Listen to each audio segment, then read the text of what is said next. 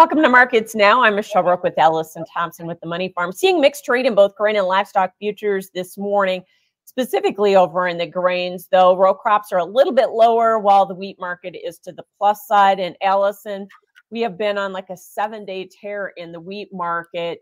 Why is the market all of a sudden starting to recognize some of these weather problems or production problems? Yeah, well, it's good to finally see. We've definitely been seeing a stagnant wheat market for too long. So I don't think any wheat growers up here are complaining about the rally we've had.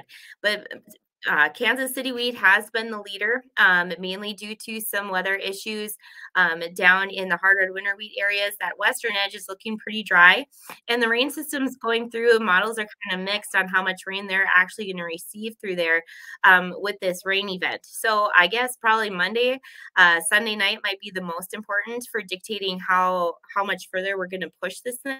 But as of today, we're seeing good, strong double-digit gains in both Kansas City and Minneapolis wheat. And Minneapolis has been a good follower. I mean, we have some decent conditions. A lot of guys up here, I'm kind of in the heart of spring wheat country, have been pushing and getting a lot of those acres in this week.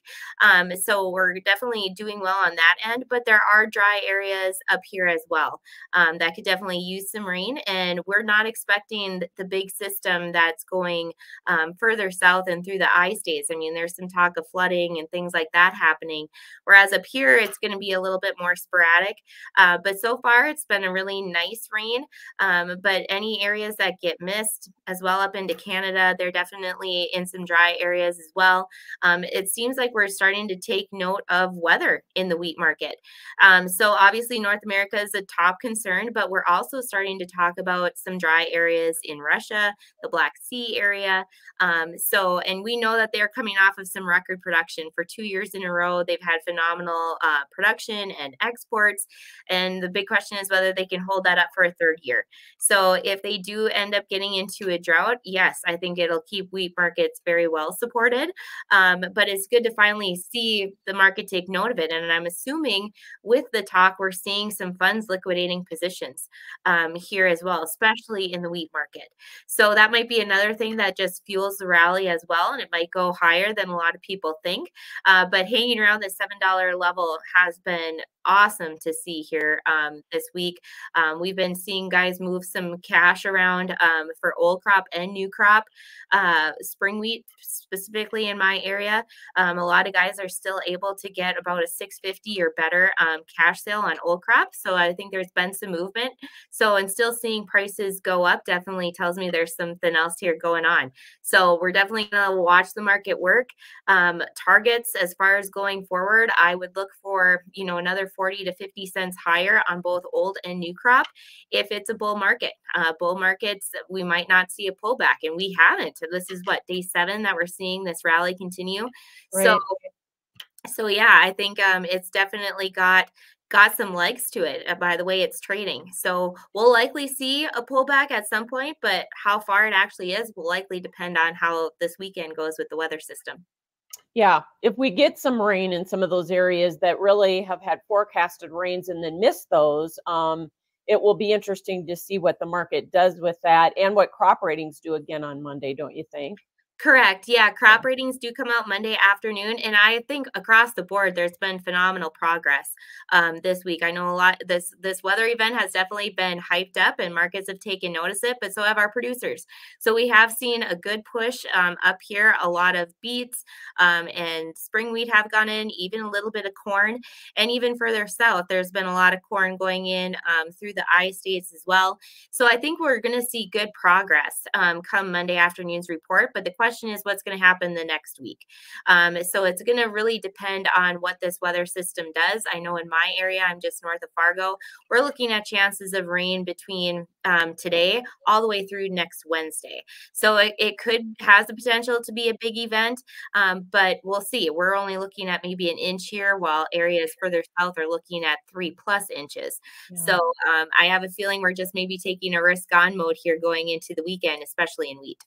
All right. So you think maybe though crop conditions on wheat could be lower again on Monday, and especially we're watching because there's some rain, as you pointed out, in the extended forecast. But if we're lower on crop ratings on wheat on Monday, could that keep us going, you think?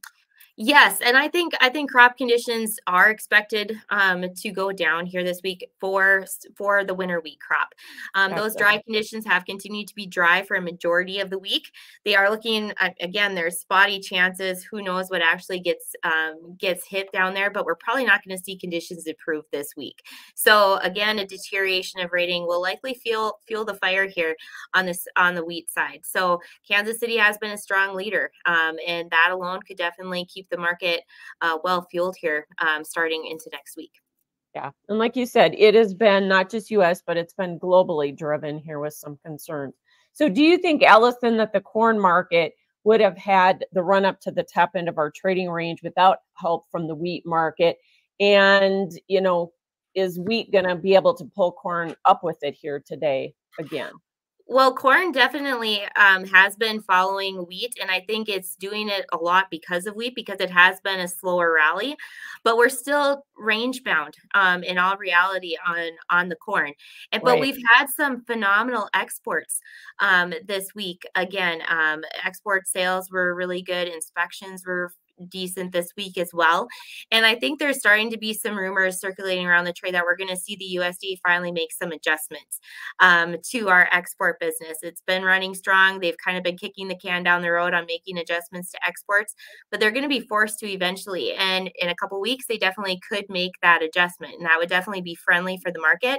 And I think it's going to take that to really push the market above resistance levels. Unless wheat has another, 20, 40, 50 cents in it, it's going to be tough for corn to do that alone without some of those adjustments being in there.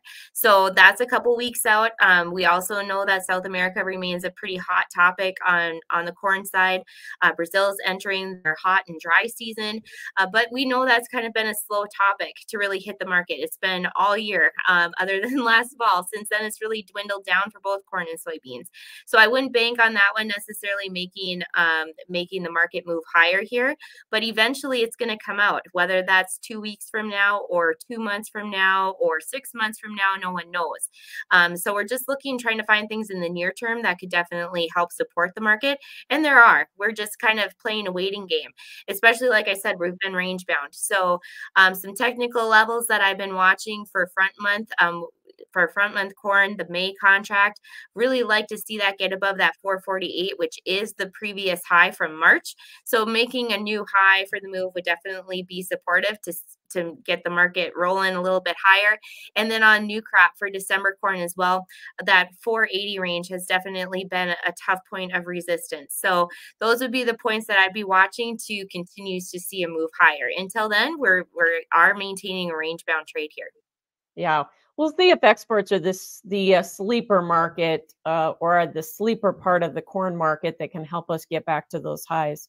All right, let's talk about soybeans, because there again, we've been range bound. We get up to the top end of the trading range. We can't take out resistance and then we retrace, but we're also seeing the lack of exports and demand kind of keep a lid on that market, don't you think? Yeah, exactly. And we're starting to see some weather premium, like I've said, in corn and soybeans.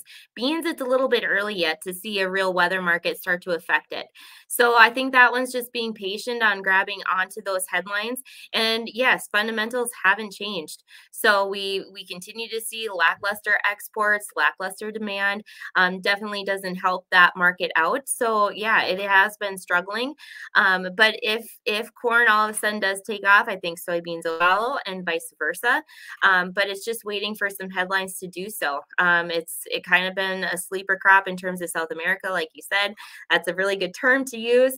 It hasn't really given us the headlines or the support that the market needs, but eventually it will come out. We're looking at a very big report in 2 weeks, mainly because it gives us our first outlook for 2024 production. But maybe the USDA will also put in some pretty friendly numbers with that report pertaining to old crop, even if new crop comes out a bit bearish. So that might be some numbers to watch, and that might get the market excited. Yeah, that's a really good point that you make. We're going to get a big data dump for sure. Um, the lower veg oil market, though, the retracement, especially in palm oil and soybean oil, has also been a factor here in this bean market too, hasn't it? Yeah, it has. Usually palm oil trades at, a discount in comparison to the other oilseed markets, and that makes it really good for a lot of countries to import. But just recently, we've known about some production problems with palm oil, so it's actually kind of leveled that playing field. And we've seen a lot of business come into those substitute markets, soy oil being one of them. Canola's had a decent rally lately, but we are seeing palm oil start to correct. And that's definitely pulling down the other oil seeds with it. And on top of that, crude's also seen a correction as well. So it has a couple different things working against it at the moment. But meal too, that came against some resistance levels and has set back, which definitely weighs on the complex. So we're not out of the woods. We just have to keep an eye on some of those byproduct markets as well for soybeans. And right now they just kind of are lacking a story across the board. Yeah.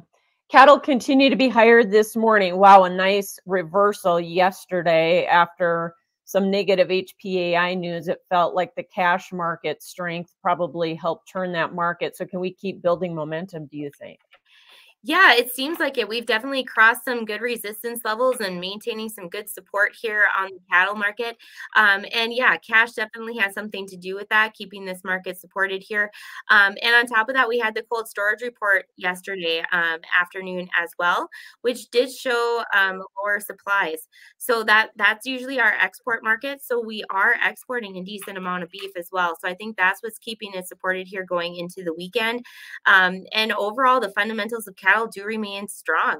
So yes, we could see the uptrend continue. Whether or not we see new highs or not will be pretty interesting. I think the deferreds maybe have a little bit more room, the deferred contracts, to maybe potentially make some new highs. But again, the front months might be just a little bit more based on the cash side. So there's a few things to watch there, but outside markets as well, depending on their move here, they're up a little bit this morning too, a reversal from yesterday might be influencing cattle as well. All right. Thanks for joining us, Allison Thompson with the Money Farm. That is Markets Now.